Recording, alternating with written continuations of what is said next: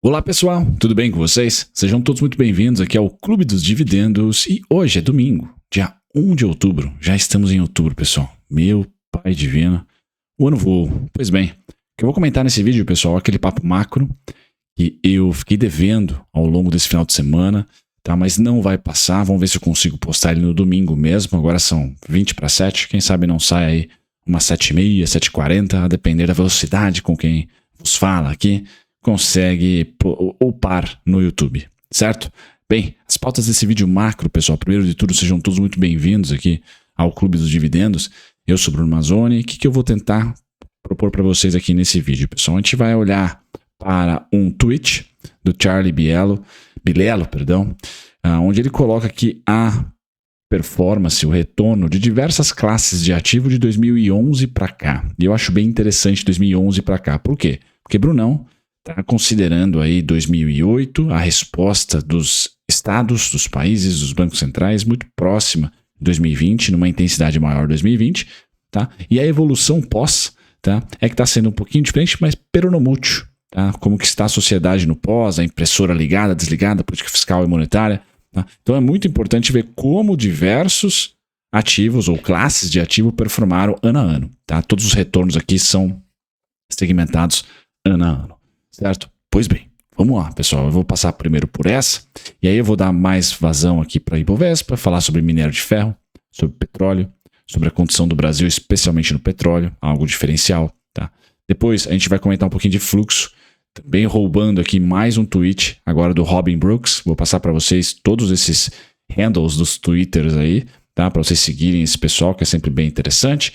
E aí vamos para o cenário do Ibovespa. Então, estatística, comentário macro, commodities, cenário do Ibovespa, antes do cenário do Ibovespa, fluxo, né? Depois a gente vai para o cenário do Ibovespa, que finalmente tocou lá no 113.704, pessoal, então tá legal, tá interessante, né? Eu vou tentar trazer para vocês aqui também o nosso digníssimo Market Breadth, tá? Então vou plotar ele no gráfico para vocês sempre acompanharem, né? Como é que está o desconto, tá? Então o Market Breadth vai participar desse vídeo aqui também, já olhando para segunda-feira, tá? Depois, rentabilidade de setembro das ações, o que isso pode gerar, e o nosso macro, juros, Selic, curva de juros, small cap Trig 11, para fazer ali algum tipo de operacional em cima de um contexto macro de ideia, né, de trade, e aí finalizamos com inflação, pessoal, e o nosso juro real. Eu até vou colocar o Trig 11 por último, tá? Juro real ali vai ser antes dele, e no fim falarei sobre ouro, para você que quer ser isentão, tá certo? Ou quer ter um outro cenário, por que não? Beleza, pessoal? Então vou tentar ser sucinto nesse vídeo aqui, prometo para vocês. Disclaimer na tela, sejam todos muito bem-vindos. Todo final de semana aqui no Clube dos Dividendos tem sim papo macro, tá? Eu só não sei se eu vou conseguir postar esse no domingo. Se não for, eu postarei o Duelo dos Dividendos, que é um quadro novo que eu quero inaugurar aqui no Clube dos Dividendos, aos sábados ou domingo. Esse duelo de dividendos vai sempre comparar duas empresas pagadoras de dividendos. Então eu vou ficar nessa aí, ou um ou outro. Mas considere se inscrever, ative as notificações. Eu sou Bruno Mazzoni, analista CNPI técnico, e se você tiver um amigo ou amiga, também convide para se inscrever aqui no canal. Pessoal, começando com o papo quantitativo, vamos primeiro aos créditos. Então, Charlie Bilello, tá? Charlie e Bilello, né? Charlie Bilello, esse é o analista que eu roubei essa fotinho bacana, onde mostra o seguinte, pessoal, eu sei que tem dado para chuchu, tá? Mas o que eu foquei mais é o que nos interessa, tá? Que é commodities. Ele utilizou aqui o DBC, tá? Que é um ETF, tá? Aliás, só ETFs, tá? São comparados aqui. E ele utilizou também o Emerging Markets, que eu acho que é da Goldman Sachs, ou JP Morgan, tá? Que é um ETF muito, mas muito utilizado, com bastante fluxo, tá? E eu quero destacar esses caras, tá? Principalmente, né?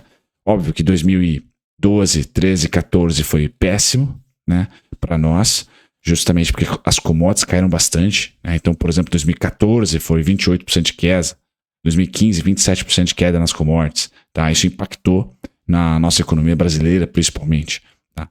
Mas depois, vocês podem ver que no mercado de commodities nós tivemos anos muito bons, 2016, 18%, 2017, malemar, 5%, 2018, 11% de queda, depois 11% de alta, voltou em 2019, pandemia cai 7,8%, e aqui, pessoal, é a grande informação. Bom, tá? O rebote da pandemia jogou as commodities em 2021 a se valorizar em 41%. Foi o ativo em 2021 que mais se valorizou. Quase os rates norte-americanos que bateram com 40,5%, mas quem mandou bala foram as commodities, tá? Com 41%. Depois 2022, 20%. E 2023, pessoal, estamos com 1,3%. Então vocês devem estar se perguntando por que o Ibovespa parou. Obviamente, política monetária é o que eu vou falar no ciclo do Ibovespa, mas também tivemos um arrefecimento na valorização logo no fluxo de entrada, no fluxo de investimentos em commodities natural. Tá? Que ciclo nós estamos olhando ali? Né? No cumulativo, pessoal, 2011 a 2023, commodities, e aqui é o copo meio cheio para um ciclo, para mais um ciclo de alta, pessoal, tá aqui, ó. Commodities de 2011 a 2023 caem 6,2%. Tá? Fato que a gente tem que estudar, pessoal, o DBC, me perdoem, eu não consegui pesquisar a tempo, mas eu creio que esse ETF contemple grãos, minério e energia, tá? Então eu vou contar com isso. Não vou contar com um ETF de commodities, por exemplo, que seja mais voltado só para grãos ou só para óleo. Tá? Não, deve ser um índice, eu vou estudar um ETF que contemple as três grandes pontas das commodities, as soft commodities e as hard commodities, aí, então minério e também grãos e, se possível, óleo, tá? Que é sempre muito importante. Tá? Então, commodities no acumulado da última década, plus, né, de 2011 para cá, mais de uma década, está caindo 6,2%. Então é medíocre a evolução das commodities. Isso eu quero trazer para vocês, pessoal, porque quem investe em ações de commodities tem que aceitar ciclos, tá? E elas valorizam muito mais o seu din-din do que o ETF de commodities, porque elas pagam dividendos. Tá? Elas têm políticas de recompra de ação. Então quem quer ser holder no mundo de commodities, eu acho que é quase que um consenso você ir para a ação, né? A comprar a mineradora e não o minério, porque você vai estar ali se envolvendo com uma empresa que tem ativos não replicáveis, tem uma mina já madura e vai pagar dividendos, vai recomprar ação, vai bonificar, enfim, várias maneiras. Então, isso eu queria comentar. Primeiro, performance medíocre das commodities em geral e como é bom ser idiosincrático na sua alocação de recursos dentro do setor de commodities. Escolha uma empresa, né? Seria pelo menos a minha opinião. Ouro se valorizou 23% na última década, para vocês terem noção, pessoal. Então, ouro, para mim, tem uma clara tendência de alta. Né? Óbvio, quando a gente vai para small caps, bonds americanos, crescimento americano, Nasdaq, a gente olha para 640%, 439%. Então, os Estados Unidos voando. Emergentes, pessoal, passaram uma década em, vamos dizer assim, com ciclos muito fortes. Queda de 28% em 2014, 27% em 2015... e depois a alta de 18%, alta de 41% em 2021, e agora vem desacelerando. Então, o que eu acredito, pessoal? Commodities paulatinamente ainda mantém os preços aquecidos em patamares atuais que são aquecidos, na minha opinião, mas nada de supercrescimento. O mundo não está mirando supercrescimento. O mundo está mirando ainda inflação. Tá? Então, esse seria um primeiro ponto. O segundo ponto é as ações dos emergentes, o EM Stocks, tá? Esse cara, em 2022, caiu 20,6%. Os emergentes, em geral, foram praticamente os que mais caíram aqui. Tá? Mesmo com o DBC sendo o melhor ETF do ano. Então, os emergentes caíram em 2022, mesmo com o ETF de commodities subindo 20%. Foi espelhado. Ó. DBC subiu 20%, estoques de emergentes caíram 20%. Aqui, pessoal, muito idiosincrático, porque a Rússia estava lá nos estoques de emergentes. Tá? Tinha alguns pepinos geopolíticos que fizeram essa, entre aspas, oportunidade. E o rebote em 2023 não veio na mesma magnitude. Vejam que nós caímos, o EM caiu 20%, e esse ano aqui está subindo 3,4%. Tá? 3,4%. Qual que é o melhor ativo esse ano? BTC. É o melhor ativo aqui, Bitcoin. Creio que seja o melhor ativo, exatamente, é o Bitcoin. Certo? O pior é commodities, DBC. Pior commodities, melhor Bitcoin. Certo? Pessoal, o Bitcoin foi o melhor aqui em 2015, 2016, 2017, 2019, 2020, 2021. Então vejam que a clara tendência do BTC aqui na última década. Bitcoin, pessoal, foi ali quase que um consenso ano a ano, foi o que mais se repetiu. Aqui embaixo, né, tem o highest return, é o ativo no ano que mais retornou. Então, e embaixo o que menos retornou. Então, emergentes aqui em 2011 foi o que menos retornou, mas BTC, BTC, BTC, BTC, BTC, BTC, BTC, BTC e BTC, BTC, BTC de novo. Tá? Então, se tem alguém com super tendência que é o BTC, se tem alguém que come quieto, é o ouro. Tá? E se tem alguém volátil, para a gente ter sempre muita paciência, sempre noção aí de como é que está o cenário, principalmente macroeconômico, não só tupiniquim brasileiro, mas gringo, são as commodities, somos nós, pessoal, emergente. Não é fácil investir no emergente, é isso que eu queria dizer para vocês, e que com o arrefecimento das commodities, da valorização, ainda é valorização das commodities, pessoal, nós estamos indo para o 3º ano de valorização das commodities. Esse é o último ponto dessa tabela que eu quero trazer para vocês. 3º ano de valorização das commodities. Isso não aconteceu na última década. De 2011 para cá não houve 3 anos. Não aconteceu 3 anos em sequência de valorização de commodities. Então é para se ficar um pouco atento. Não acho que teremos aí uma Grécia, uma primavera árabe, uma quebradeira, uma recessão, porque é a segunda vez que fazemos a mesma coisa. 2008 imprimimos dinheiro, 2020 imprimimos também, 2020 dinheiro diretamente na mão das pessoas e quebra das cadeias produtivas por um tempo, trouxe inflação. 2009 para frente não trouxe. Dessa vez trouxe, é o bichinho diferente, que talvez mantenha as commodities aquecidas por mais tempo, mas é de se esperar, pessoal, um ano de queda para as commodities, em algum momento. Tá? Senão, 2023, vamos ficar sempre tateando. Isso é importante para todos nós aqui que alocamos no setor. Minério de ferro, pessoal, e petróleo, só vou passar por eles aqui, estão já mostrando, apesar da alta recente, tanto no minério como de petróleo, como vocês podem ver, a alta do petróleo, tá? O minério, a alta do minério, tá? Mas eles já estão mostrando, se não uma escadinha descendente, como o minério está mostrando, uma escadinha de estabilização. Estabilização para onde, pessoal? 2019 e 20. Tá? O petróleo é mais difícil, voltar para 2019 e 20, por uma série de fatores, tá? Principalmente conectados com a oferta, mas o minério é bem provável, já voltou e deve permanecer mais estável, tá? Dentre as especificações de 2, 3 anos atrás. Petróleo é a mesma coisa, lembrando que petróleo, pessoal, é a grande entrada do Brasil. No final de semana o IBAMA liberou a exploração da margem equatorial para a Petrobras, então o Petrobras vem forte, Petrobras vai ganhar pujança, já é destaque o Brasil dentre os latinos com a maior produção. Então aqui pré-sal, agora a margem equatorial. Então o petróleo, pessoal, pode ser ali a bola da vez, já é a bola da vez nas ações. Percebam que a Petrobras não cai nem para o Reza Brava, e isso gera para o Ibovespa uma certa consistência. E essa consistência do Ibovespa, pessoal, a gente pode sentir por fluxo. Esse gráfico aqui, vamos dar o crédito primeiro, é do Robin Brooks. Esse analista, pessoal, é muito otimista, ou melhor, ele é otimista com o Brasil, gosta muito, estuda.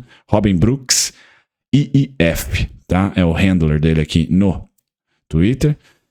E ele basicamente mostra entre México, Brasil, Colômbia e Chile, tá? No segundo semestre, principalmente o segundo semestre, mais olhando ali, tá? Ele fala de stocks and bonds no Q2, tá? Então no segundo trimestre de 2023, segundo trimestre, não semestre, me perdoem, o Brasil, no segundo trimestre de 2023, então é um dado retrovisor, foi o único emergente dentre México, Colômbia e Chile que ganhou fluxo, tá? E não perdeu o fluxo. Vocês vejam aqui que o fluxo foi perdido no México, na Colômbia e no próprio Chile. O Brasil é o único que, pum, foi para cima. Então, há fluxo, contra fluxo não tem argumentos, temos as commodities ainda aquecidas, eu só quero que vocês fiquem ressabiados sobre super ciclos. Eu acho que ciclo tá ok, né? Por que o ciclo tá ok para commodities, pessoal? Porque na última década, o cumulativo de commodities é uma queda de 6,2%.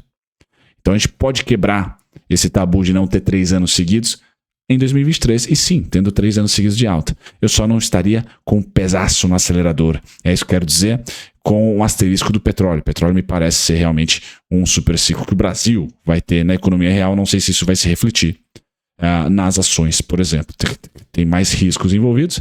Com isso, há uma possibilidade, eu já compartilhei com vocês aqui, pessoal, do Ibovespa ter feito fundo, tá? No 113.704.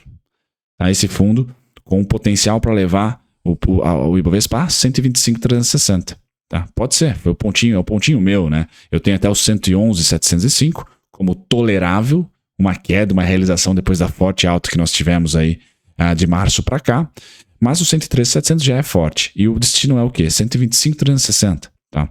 Com isso, né, o que eu quero dizer com esse gráfico do Ibovespa, com fôlego, também o Market Breadth tendo aqui a segunda média tocada no verdinho, ótimo, né? Ótimo sinal, mais um desconto. O primeiro foi lá no fim de agosto, o segundo agora em outubro praticamente, fim de setembro, né? A medinha de amarela tocando no verde e o Ibovespa já fazendo um fundinho também. Então eu estou de olho nos quantitativos sem dúvida nenhuma, pessoal. Mas aquele gráfico do Ibovespa mostra que tem chão para a gente ter, nas condições macroeconômicas agora, um juro futuro parando de subir, a Selic continuando a ser cortada e a inflação se estabilizando entre 5,25, 5 e o piso lá que foi os 3, os 2,95, que é estrutural, eu já mostro para vocês já. Mas olhar o mapa de rentabilidade, pessoal, para vocês táticos é legal para fazer trade, sem dúvida nenhuma. Quem mais caiu não tende a se repetir em outubro, quem mais caiu em setembro, que é o caso aqui, por exemplo, da Magalu, caiu bastante, do Pecaro. Mas olhar o mapa de calor também para você holder é show de bola. Que você agora consegue conectar ali dentro do seu portfólio de longo prazo quem que você pode destinar mais aportes, mais intensidade, mais volume financeiro. Tá?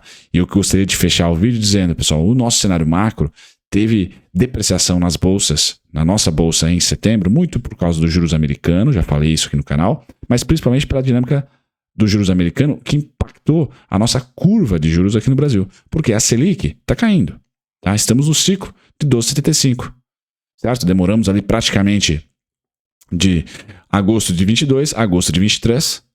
Tá? Foi ali o pico da Selic e o início do corte, um ano então de Selic a 13,75.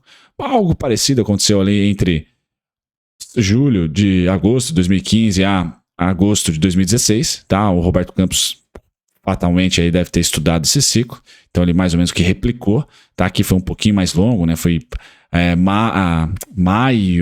junho a setembro, tá? Setembro, outubro, então foi um pouquinho mais longo. A gente agora nesse último ciclo foi mais curtinho, mas a gente começou a descer de 13,75 para 12,75 e a bolsa tomou um caldo. Por quê, pessoal? Aqui, no mesmo momento, a curva de juros em julho achou fundo. Então a curva de juros achou fundo e começou a subir, certo? Enquanto a nossa Selic continuou sendo cortada. Eu quero dizer para vocês que em outubro, pessoal, é um sinal isso daqui, ó, fechamento.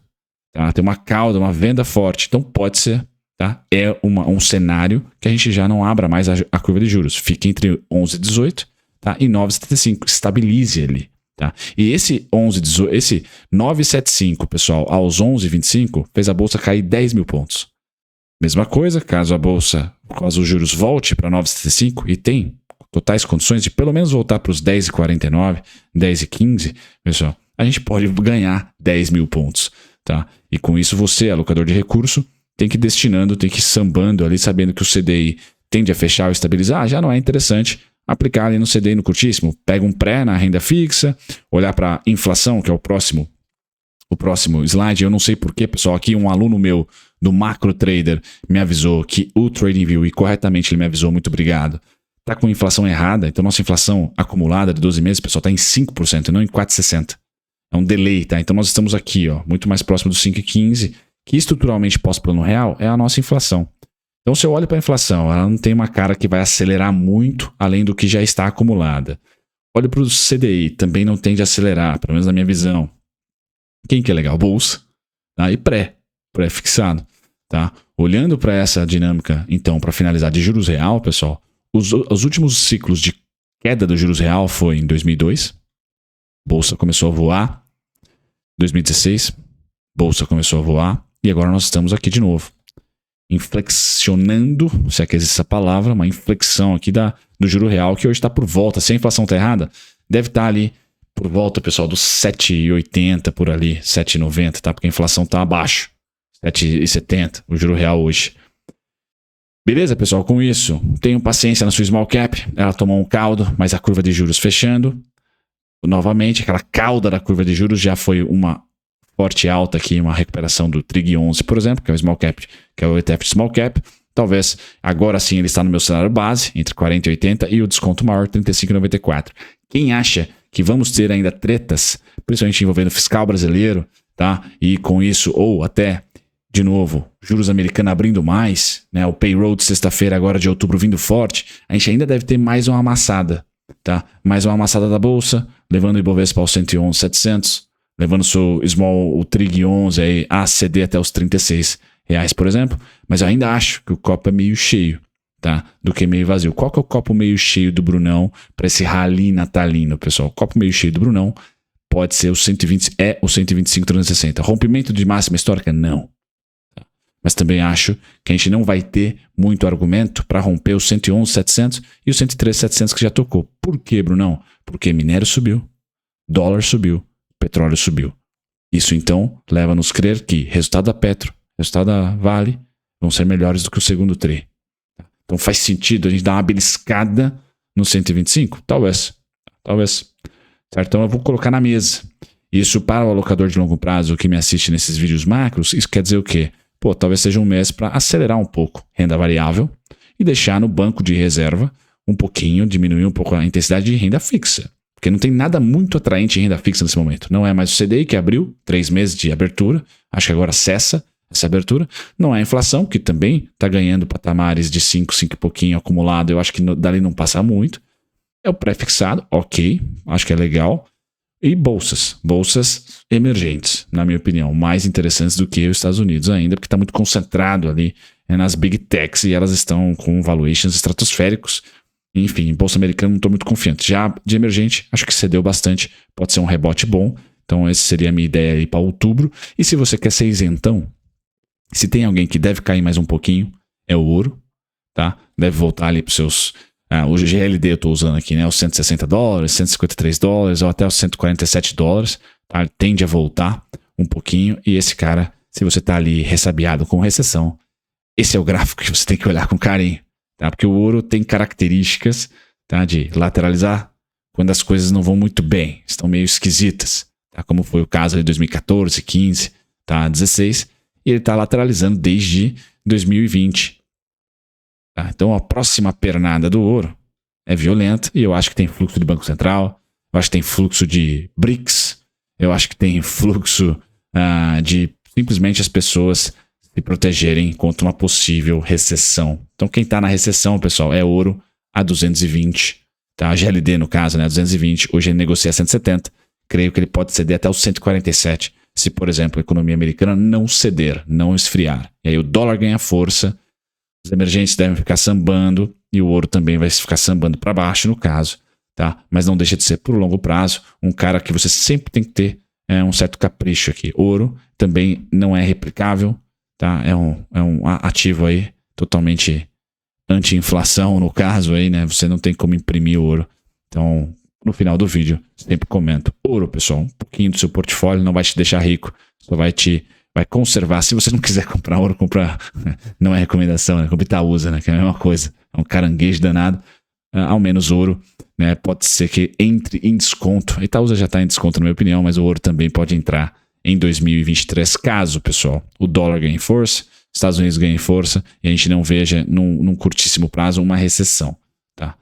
Ouro se alimenta em um primeiro momento de recessão. Isso aqui, pessoal, é o pós 2008 do ouro. Pum, pancada, tá? Então o pós 2020 não rolou muita pancada. Então caso volte para 2020, eu acho que ainda é oportunidade pro ouro. Certo? Feito isso, um abraço, pessoal. Até o próximo vídeo. Tchau, tchau.